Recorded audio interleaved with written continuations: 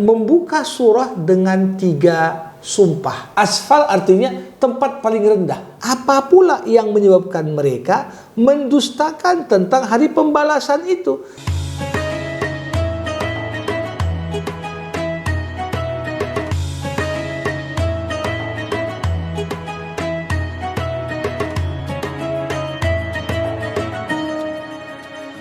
Bismillahirrahmanirrahim. Assalamualaikum warahmatullahi wabarakatuh. Sahabat Al-Quran, Alhamdulillah kita kembali dipertemukan dalam Bajalabi Rahasia Al-Quran. Sahabat Al-Quran, kita sudah masuk ke episode ke-96. Kali ini kita akan membahas mengenai surah At-Tin. Artinya adalah buah tin begitu ya. Nah, nanti kita akan coba cari tahu apa sebenarnya makna di balik surah At-Tin dan kenapa kemudian buah tin ini menjadi sebuah nama surah begitu. Nah, tentunya Widya rasa sahabat Al-Quran juga penasaran ya. Kita akan langsung bahas saja tentunya bersama dengan Ustadz Zamak Syarih Hasbullah Taib di sini. Assalamualaikum warahmatullahi wabarakatuh, Ustadz. Waalaikumsalam warahmatullahi. Sehat ya Ustadz ya? Alhamdulillah. Alhamdulillah sehat. Oke. Tadi kan Widya sudah singgung ya Ustadz ya. Ini judul surahnya adalah At-Tin. Artinya adalah buah tin. Nah, kenapa nih Ustadz buah tin dijadikan sebagai nama surah? Apa spesialnya buah tin ini Ustadz? Ya. Bismillahirrahmanirrahim. Alhamdulillahirabbil alamin wassalatu wassalamu ala asyrafil anbiya'i wal mursalin wa ala alihi wa ashabihi ajmain. Saudari Widya dan seluruh sahabat Al-Quran, surah At-Tin tentunya diberi nama dengan surah ini karena Allah menjadikan pohon tin dan buahnya sebagai objek sumpah. Watin, demi buah tin. Dan kita ketahui bersama ketika Allah Subhanahu wa taala menjadikan satu makhluk ciptaannya sebagai objek sumpah, berarti di dalamnya minimal Allah ingin tunjukkan 2 pesan. Pertama, bahwasanya makhluk ciptaannya itu di antara tanda-tanda kebesaran Allah. Kalau kita kaji, kita redungkan, pasti kita akan sampai pada kesimpulan Allah tidak pernah menciptakan buah tin ini sia-sia. Yeah. Ada kegunaannya, ada manfaatnya. Sehingga dengan kebermanfaatan yang besar tadi, Allah jadikan dia sebagai objek sumpah. Yang kedua, tentunya ketika Allah bersumpah dengan buah tin, Allah ingin ajak kita untuk mengkaji dan mengenali lebih dalam tentang manfaat yang ada di buah tin ini. Ya, kalau kita tahu buah tin ini kan buah yang punya tempat tumbuh yang khusus. Tidak di semua tempat memungkinkan untuk tumbuh pohon tin dan menghasilkan buah. Biasanya negara-negara yang banyak pohon tin di sana hanyalah iklim yang cocok untuk laut Mediterania. Makanya kalau kita lihat penghasil buah tin termasuk yang paling nikmat rasanya dan paling baik kualitasnya itu buah tin yang tumbuh di kota Damaskus, Syria. Terkenal dengan hasil buah tinnya yang melimpah. Nah, hanya saja ketika Allah Subhanahu wa taala bersumpah dengan watin, apakah yang dimaksud di sini buah tinnya atau ada sesuatu yang lain di luar itu?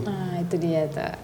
Sehingga inilah yang kemudian mendorong kita bukan hanya fokus melihat pada sumpah Allah kepada buah tin, tapi perlu untuk dikaitkan juga dengan ayat setelahnya.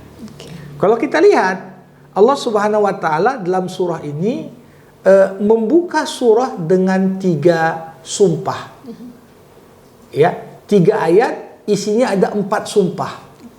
Pertama watin, kemudian wazaitun, kemudian di ayat kedua waturi sinin, kemudian yang ketiga wahadzal baladil amin. Kalau kita perhatikan dengan seksama, pada ayat pertama Allah bersumpah dengan buah tin. Kemudian masih di ayat yang pertama Allah kemudian bersumpah dengan buah zaitun. Sama seperti sumpah Allah dengan tin, ini menggambarkan buah zaitun juga punya manfaat gizi yang cukup luar biasa. Sampai kalau kita mencoba melihat pernyataan-pernyataan dari para ahli gizi dan ahli kesehatan secara umum, mereka mengatakan usia manusia itu sangat bergantung pada usia pembuluh darahnya. Dan tentunya untuk bisa menjaga pembuluh darah kita tetap bersih dan baik kinerjanya dengan banyak mengkonsumsi minyak zaitun. Oke. Jadi ini juga kalau dilihat dari aspek kesehatan dan makanan tentunya, baik buah tin dengan rasanya istimewa, kemudian juga tempatnya yang khusus tumbuhnya, buah zaitun juga seperti itu. Tidak semua tempat memungkinkan untuk menghasilkan buah zaitun yang kemudian diambil minyaknya. Maka dari itu kalau kita bandingkan dengan ayat yang kedua, waturi sinin. Di sini Allah bersumpah tidak lagi dengan makhluk atau tidak lagi dengan sebuah buah-buahan ataupun satu makhluk baik hewani ataupun nabati, tapi Allah bersumpah dengan sebuah tempat. Waturi sini, demi bukit Tursina. Kenapa kok tiba-tiba jadi Bukit Tursina? Disinilah yang menarik. Sehingga ketika kita kaitkan juga dengan ayat yang ketiga, wahadzal baladil amin, demi negeri ini, maksudnya adalah demi negeri Mekah. Nah, di ayat ketiga juga sudah menjadi sumpahnya itu dengan tempat. Bukan lagi dengan. Maka dari itu para ulama yang mendalami masalah ini berkesimpulan bahwasanya sebenarnya di ayat pertama itu Allah bukan bersumpah dengan buah tin dan buah zaitun, tetapi Allah bersumpah dengan daerah yang tumbuh di atasnya buah tin dan buah zaitun. Nah, maka kita lihat 3 ayat pertama ini seperti mengisyaratkan 3 tempat. Ya, 3 tempat. Pertama, tempat yang tumbuh di sana buah tin dan buah zaitun. Kemudian tempat kedua Bukit Tursina. Dan yang ketiga itulah negeri Mekah. Nah, ketika disebut negeri yang tumbuh di atasnya buah tin dan zaitun, maka seketika kita diajak untuk melihat negeri Syam di zaman dulu istilahnya, atau yang lebih erat kalau dalam konteks masa kini disebut dengan negeri Palestina dan sekitarnya. Kita tahu sebagai contoh sampai saat ini tempat terbaik menghasilkan tin itu kota Damaskus. Begitu juga untuk menghasilkan buah zaitun dan minyaknya. Terkenal sebaik-baiknya pohon-pohon zaitun itu ada di tanah Palestina. Dan kita tahu tanah Palestina adalah tempat Allah Subhanahu wa taala utus Nabi Isa alaihi salam untuk berdakwah di sana. Jadi watini wa zaitun isyarat tentang tempat diutusnya Nabi Isa, waturi sinin Bukit Tursina isyarat tempat Nabi Musa menerima Taurat, itulah di Bukit Tursina. Ya.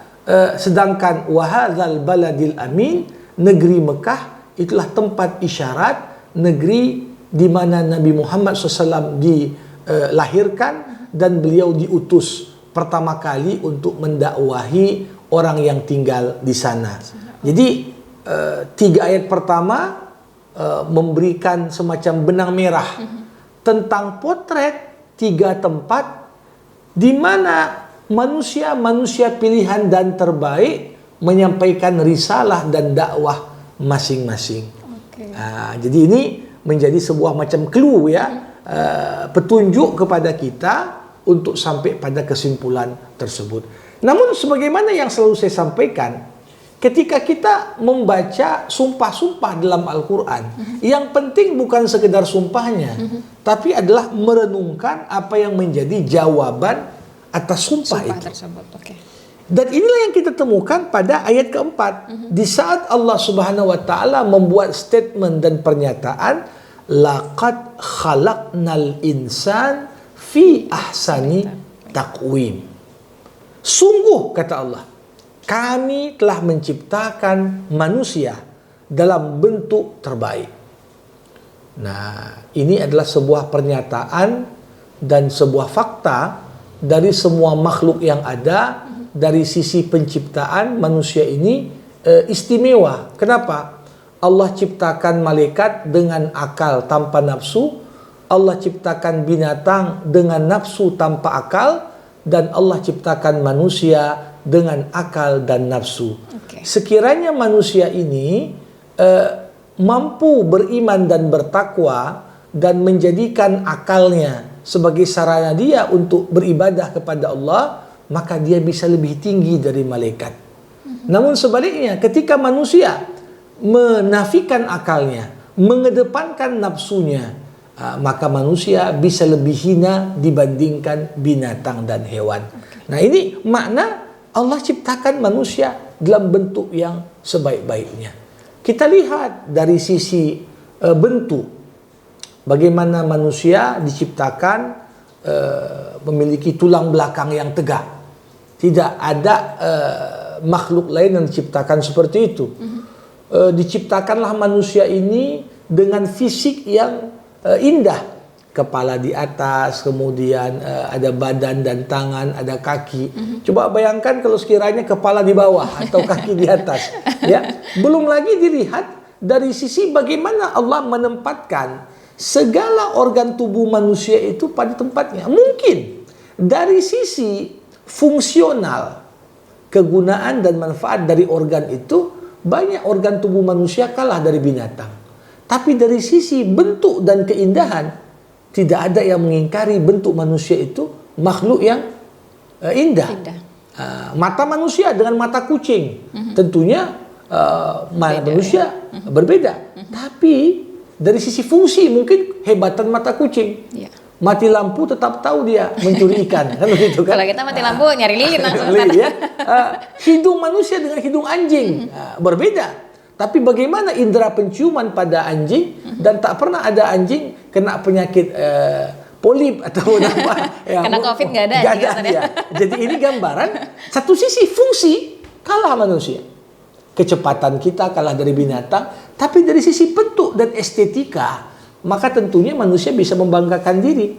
Ya, makanya Islam mengajarkan kita berdoa ketika bercermin, Allahumma kama hasanta khalqi fahassin khuluqi. Ya Allah, sebagaimana engkau telah perindah bentukku, bentuk penciptaanku, maka perindah pula lah akhlakku. Nah, ini menggambarkan bagaimana penciptaan manusia indah. Di sisi lain kita lihat Allah katakan, summa radadnahu asfala safilin. Kemudian kata Allah, kami kembalikan manusia serendah-rendahnya kepada posisi yang serendah-rendahnya. Nah, di sini ada dua makna. Makna pertama, makna dekat, bagaimana manusia di masa mudanya dengan bentuknya yang indah, fisiknya yang menawan. Namun kita lihat seiring dengan bertambahnya usia manusia, bentuk fisik yang hebat, yang kadang-kadang menjadi sumber kesombongan bagi manusia, Allah kembalikan kepada bentuknya yang buruk. Kita mulai pikun, kita mulai sering lupa, ya, kadang-kadang tidak ada bagian tubuh juga kecuali mulai keriput. Ya, ini gambarkan bagaimana fisikmu manusia di waktu mudamu bandingkan dengan kau saat sudah tua. Ini makna dekat. Ya, Allah kembalikan manusia pada bentuk yang lemah. Setelah sebelumnya mungkin tampak begitu indah dipandang mata. Laqad khalaqnal insan fi ahsani taqwim summa radadnahu asfala safilin. Kata summa dalam bahasa Arab artinya selanjutnya atau kemudian. Ini menunjukkan bentuk yang bagus tadi tidak langsung tiba-tiba menjadi buruk. Tapi ada proses yang panjang. Ada proses yang panjang. Mata manusia yang diciptakan bisa melihat dengan terang benderang, tidak mungkin langsung buta dan kabur. Tapi prosesnya ada. Summa katanya. Bertahap berkuranglah kemampuan manusia untuk melihat. Bertahap berkuranglah indera pendengaran manusia. Bertahap berkuranglah artinya potensi-potensi yang Allah Subhanahu wa taala berikan kepada manusia di momen sebelumnya. Makanya Rasulullah pernah mengatakan dalam sebuah hadis, Allah Subhanahu wa taala tidak menurunkan penyakit kecuali Allah turunkan bersamanya obatnya. Ya, kecuali satu penyakit. Rasulullah ketika ditanya, penyakit apa itu? Penyakit tua, kata Rasul. Penyakit tua. Jadi walaupun mungkin dia suntik botox atau mungkin dia tidak bisa menipu dirinya sendiri. Pertambahan usia itu menghilangkan aspek estetika yang ada pada keindahan fisiknya yang mungkin selama ini dibanggakannya. Nah, ini makna pertama. Tapi ada makna kedua. Manusia ini sebagai makhluk yang Allah muliakan. Saya katakan tadi, makhluk yang bahkan mungkin dengan amal soleh dan ketakwaan serta ibadahnya bisa mengalahkan posisi malaikat sebagai makhluk yang gak pernah berbuat maksiat kepada Allah. Tapi karena kekufurannya, kemunafikannya, pengingkarannya, kufur nikmatnya, maka walaupun manusia Allah muliakan dan dijadikan sebagai khalifahnya, Allah katakan di sini, kami jadikan manusia itu di sehina-hinanya kedudukan dan tempat.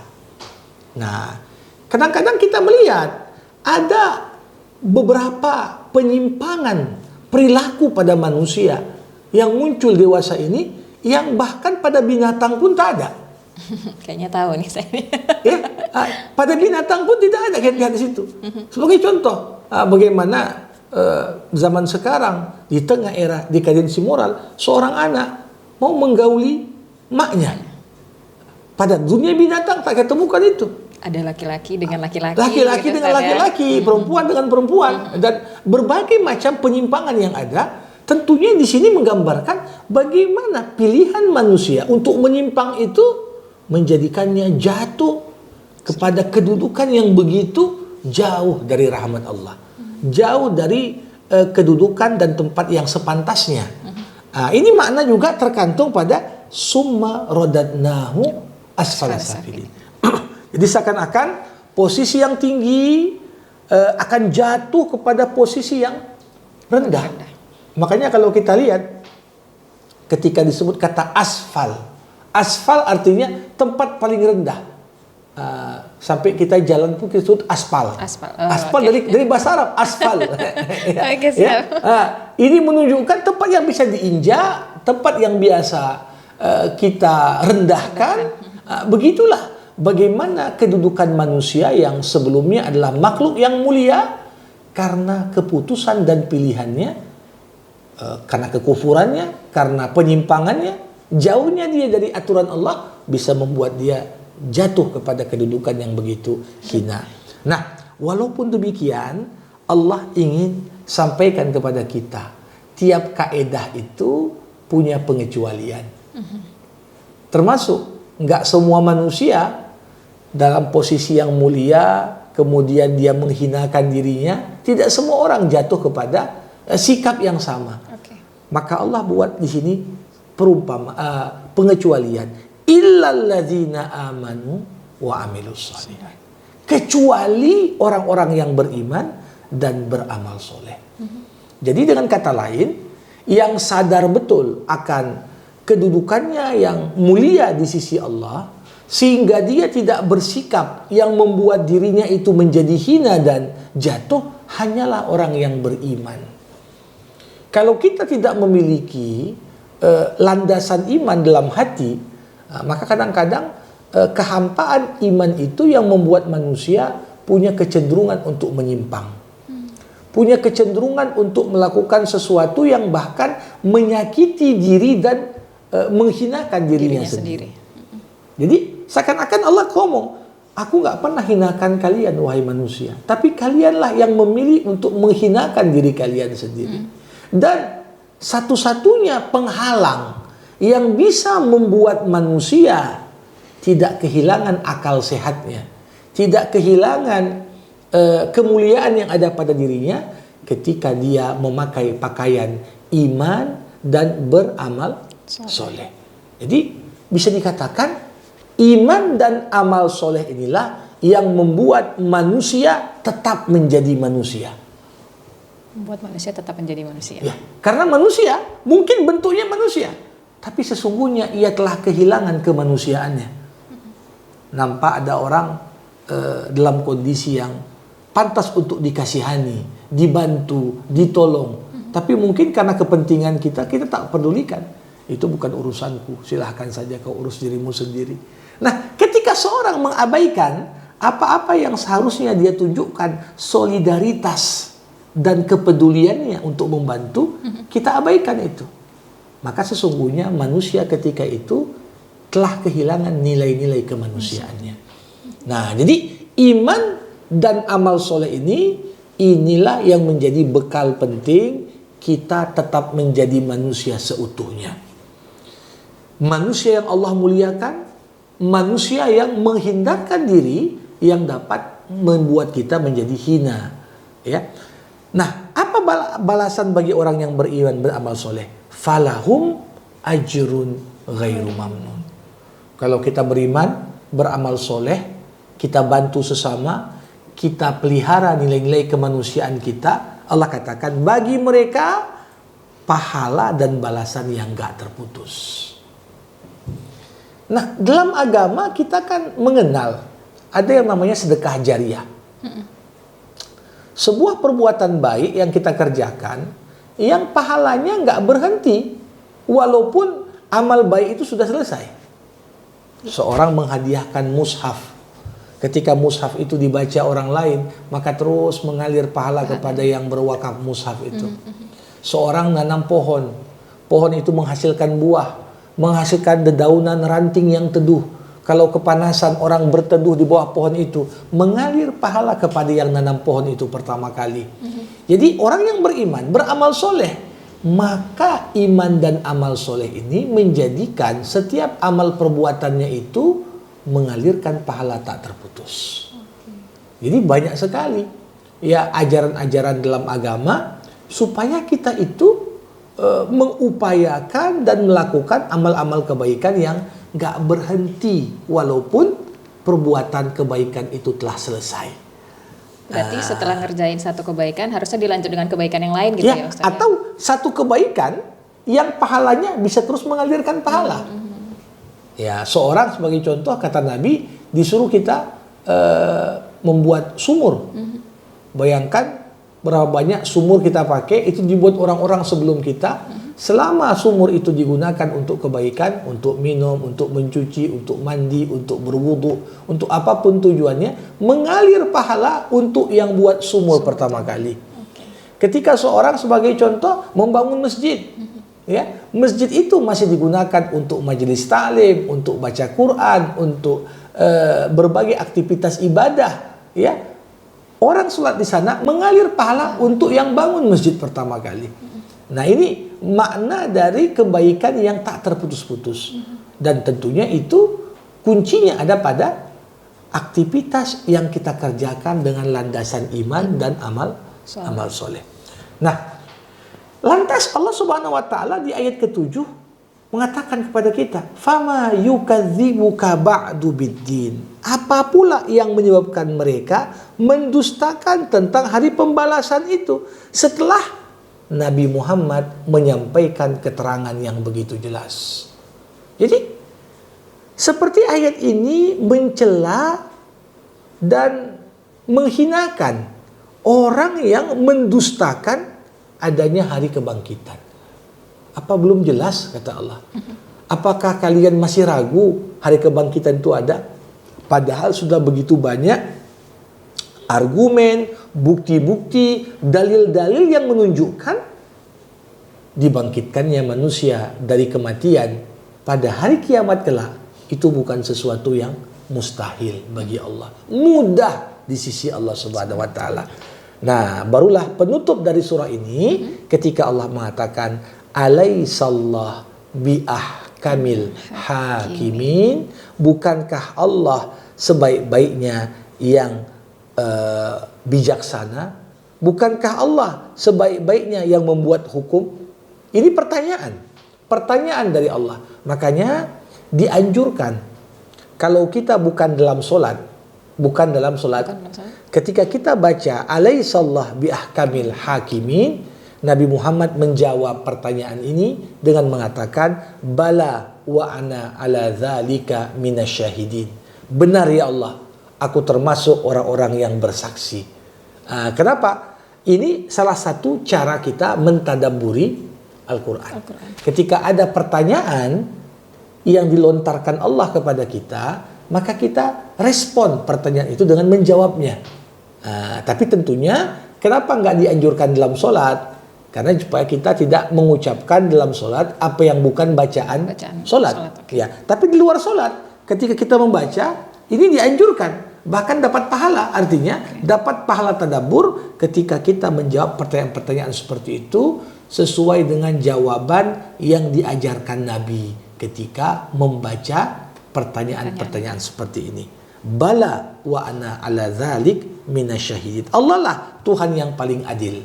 Allah lah yang paling bijaksana dalam membuat hukum. Hukum Allah lah yang sebaik-baiknya. Kenapa? Karena Allah membuat hukum yang paling sesuai dengan kebutuhan manusia. Kadang kita rasa hukum itu kok ketat sekali gitu ya Ustaz. Begini, terkadang kita mengingkari sebagian aturan karena kita belum tahu maksud dan tujuannya. Seorang anak ketika dipaksa oleh ibunya untuk minum obat dalam bentuk sirup yang pahit, si anak itu akan melawan, tak mau. Tapi ketika dia sudah mulai dewasa, ngerti tujuan obat itu adalah untuk kesehatannya, justru dia berterima kasih pada ibunya.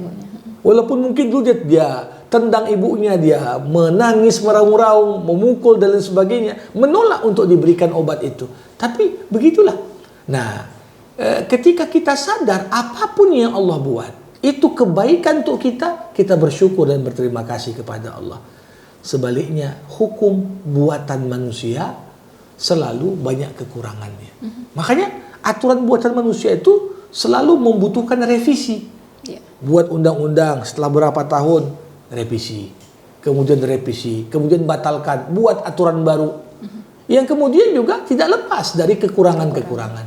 Tapi bayangkan hukum Allah sudah turun 14 abad yang lalu, sampai sekarang tak ada yang minta Quran direvisi. Kalaupun ada yang minta, tentunya yang perlu direvisi kepalanya, bukan Qurannya. Ini menunjukkan bahwasanya tidak ada yang lebih tahu tentang apa yang dibutuhkan manusia melainkan Sang Pencipta manusia. Itulah Allah. Alaihissallah bi ahkamil hakimin. Dialah Allah sebaik-baiknya yang membuat hukum yang penuh dengan keadilan dan kebijaksanaan. Oke, baik. Nah, ini ada pertanyaan ya Ustaz dari dia. Kalau tadi kita lihat di ayat 4 kan Allah menciptakan manusia dalam bentuk yang sebaik-baiknya, kurang lebih artinya seperti itu. Nah, kalau kita melihat secara fisik misalnya gitu ya Ustaz ya, manusia ada yang sempurna fisiknya, ada yang kemudian tidak gitu. Nah, apa di sini termasuk yang tidak sempurna itu Allah berarti memang sudah menciptakannya dalam bentuk sebaik-baiknya kalau kita melihat dari fisiknya. Ini gimana Ustaz? Ya, satu sisi kalau kita lihat Allah menggunakan kata khalaqna, kami ciptakan manusia dalam bentuk yang sebaik-baiknya. Nah, kata kami di sini bukan hanya untuk menunjukkan keagungan dan kebesaran Allah, tapi mengisyaratkan dalam kesempurnaan fisik manusia, Allah melibatkan banyak pihak. Melibatkan banyak pihak. Pertama, maknya saat dalam fase mengandung. Ya, kadang-kadang kalau kurang gizi berpengaruh juga pada anak. Ya. Atau mungkin ada hormon yang tak terkontrol juga bisa berbahaya bagi anak. Begitu juga ayahnya. Ya. Kemudian dokter yang membantunya. Ya. Kalau sempat salah tarik dia nanti ini kan bisa berpengaruh juga pada anak. Termasuk segenap para medis yang ada di sana, keluarganya. Bagaimana fisik manusia, ada yang tampan, ada yang kurang tampan, ada yang cantik, ada yang biasa, bahkan ada yang cacat. Nah, kalau ditanya yang cacat bagaimana? Apa ini nggak masuk dalam ayat ini? Sebenarnya secacat apapun manusia, Allah ciptakan dia dalam bentuk yang sempurna, yang paling baik. Nah, kenapa? Jika dibandingkan dengan selain manusia, Makanya kalau kita mau jujur, sebenarnya yang cantik dan ganteng itu harus berterima kasih sama yang jelek dan kurang ganteng. Kenapa? Kenapa gitu, Ustaz? Karena mereka dianggap cantik dan ganteng karena ada yang kurang cantik. Iya juga ya, Ustaz. Tapi coba bayangkan, semuanya diciptakan cantik semua. Maka ini nggak ada nomornya. Iya, Nggak ada peringkatnya. Dan kalau kita mau jujur, kita juga akan sampaikan bahwasanya ya bagaimanapun mungkin cantik, tampan itu kan relatif. Bagi sebagian orang suka bentuk seperti ini, sedangkan yang lain suka yang seperti itu. Dan ini tentunya bagaimanapun juga ketika manusia dibandingkan dengan makhluk selain manusia, sejelek-jeleknya orang, kalau selfie dengan monyet pasti lebih cantik dia, kan gitu kan? Atau dengan, jadi ini gambaran bahwasanya manusia diciptakan dalam bentuk yang sempurna. Dan bukan hanya itu, penyempurna ciptaan manusia Allah berikan pada kita akal pikiran. Ya kadang-kadang mungkin tampilan fisik kurang, tapi Otaknya cerdas. Apa yang Allah kurangi di satu sisi, Allah lebihkan di sisi yang lain. Iya. Yang jelas tidak ada penciptaan Allah kecuali di sana terdapat hikmah dan keadilan. Makanya kalau kita lihat bahkan banyak orang yang terlahir cacat, tapi dengan tekadnya yang kuat, dia bisa mengalahkan orang-orang yang normal. Bisa mengalahkan orang-orang yang normal. Bukan orang cacat sama dia, tidak, yang normal. Menunjukkan bahwasanya apa yang Allah kurang di satu sisi, Allah lebihkan di sisi yang lain. Karena Allah memang sudah seadil-adilnya ya, sekali lagi. Seperti tadi di ayat terakhir, bukankah Allah hakim yang paling adil? Oke, baik. Sahabat Al-Quran, surah At-Tin sudah selesai ya kita bahas. Tadi sudah banyak penjelasan yang sudah disampaikan oleh Ustadz, dan tentunya ini harus kita benar-benar petik begitu hikmahnya dari surah At-Tin ini. Video aja kembali sahabat Al-Quran untuk like, komen, dan subscribe ke YouTube channel kita. Insya Allah kita kembali lagi di episode selanjutnya. Wabillahi taufiq wal hidayah. Wassalamualaikum warahmatullahi wabarakatuh.